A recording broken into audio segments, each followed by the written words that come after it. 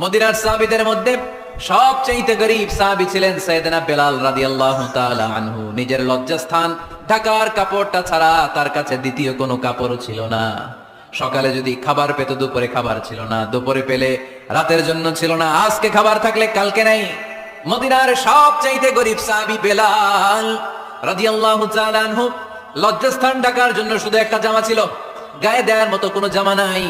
এই সাহাবীর মতো গরীব কোন সাহাবী মদিনার জমিনে নাই। এই বেলাল রাদিয়াল্লাহু তাআলা আনহুকে বিশ্বনবী ডেকে বললেন, ইয়া বেলাল আনফিক ইয়া বেলাল লা তাখশা মিন যিল আরশি ইকলালা। ও বেলাল, আল্লাহর রাস্তায় দান করো, কারণ আমার আল্লাহর ধনভাণ্ডারের কমতি নাই। আমার মুত্তাকি বান্দার প্রথম গুণ, তারা সুখে দুঃখে সব সময় দান করে, দানের ধারাবাহিকতা সব সময় অব্যাহত রাখে। যারা সুখে দুঃখে সচ্ছল অসচ্ছল সব অবস্থায় দান করে, তাদের নাম হলো মুত্তাকি।